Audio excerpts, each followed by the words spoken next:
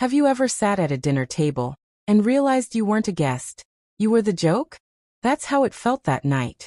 My own father raised his glass, pointed at me, and told my brother's fiancée, "Don't mind her. She's still trying to figure out what to do with her life." The laughter that followed didn't just sting, it cut. And in that moment I knew, to them, I wasn't family. I was a project. A problem. My name is Elena Ward, I'm 28 years old. And this is the story of how my family's humiliation turned into my greatest weapon. I grew up in a family that worshipped money the way some people worship gods. My parents clawed their way up in real estate, and once they tasted wealth, they wore it like armor. Shiny cars, tailored suits, charity galas where every smile was rehearsed. And my brother Nathan? He was their golden boy. The heir. The one they paraded around as proof that the Ward family was unstoppable. And me? I was the shadow. The one who didn't play by their rules. While they measured life in commission checks and champagne toasts, I was hunched over a laptop in a tiny apartment, building something no one understood. To them, my work wasn't ambition. It was failure dressed up as stubbornness. The night of Nathan's engagement dinner, the entire room smelled of money and roasted meat. Dark wood walls, velvet chairs, waiters gliding like ghosts. It was the kind of place where the cheapest bottle of wine cost more than my rent. Everything was a performance. My dad told overblown stories of Nathan's big wins. My mom clung to his fiancée's arm, fawning over her career in venture capital. And me? I pushed cold vegetables around my plate, invisible until the spotlight finally burned my skin. Elena's still tinkering with her little app, my mom said sweetly, patting my hand like I was a fragile child. Nathan smirked. We keep telling her to get a real job. Maybe she can answer phones at our office.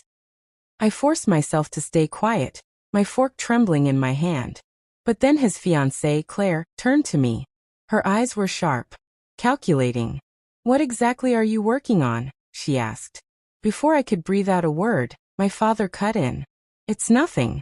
Just one of those throwaway apps. You know how kids are these days." And then for 10 minutes straight, they dissected me like I wasn't even there.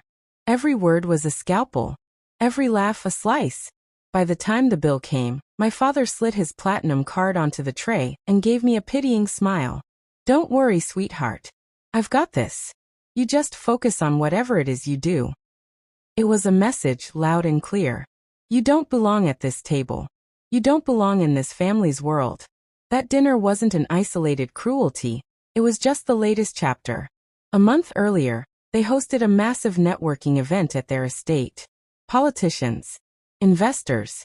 The kind of night that could change the trajectory of someone's career. I wasn't invited. When I asked my mom why, she said, "Oh honey, we didn't want you to feel out of place." It was all numbers and business talk. Out of place. Not uninvited. Out of place. And then there was July 4th. Everyone gathered around the grill, laughing, drinking. My father raised his voice over the crowd. "Nathan's taking over the family business, real success.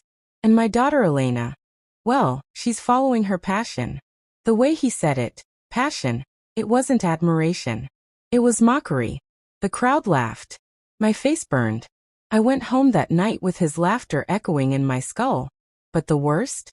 The call from Nathan before the engagement dinner. "Hey Lena. Just wanted to check. Money's probably tight, huh? I can loan you a few hundred for a dress. I don't want you to embarrass yourself."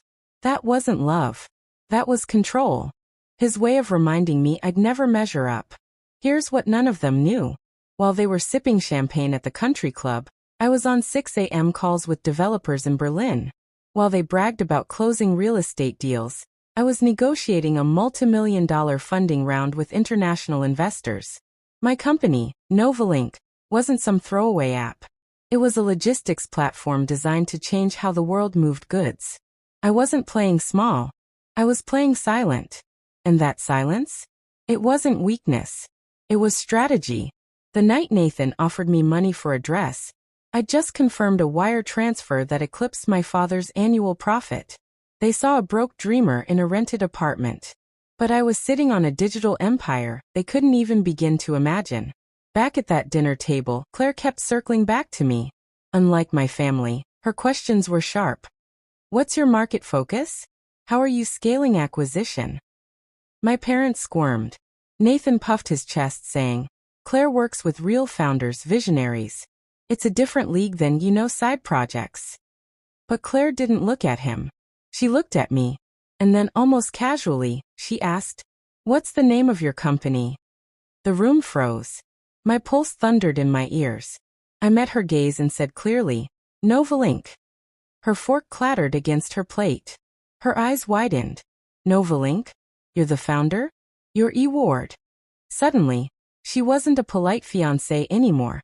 She was a venture capitalist who'd just stumbled onto a unicorn. She pulled out her phone and held up an article. The Invisible Founder. How Novalink quietly raised $20 million in stealth mode. Every head turned toward me. My father's grin collapsed. My mother went pale. Nathan just stared, slack-jawed. For the first time in my life, they were speechless. I didn't gloat. I didn't explain. Their silence was sweeter than any, I told you so. I folded my napkin, placed it on the table and stood. I have an early call with my European team. I said evenly. Enjoy the rest of your evening. I walked out of that suffocating room, through the hushed dining hall, and into the night air. And the silence that followed me wasn't pity. It was the sound of their world cracking open. That night, I finally understood. I never needed their approval. I never needed their money. What I needed was to believe that my vision was enough.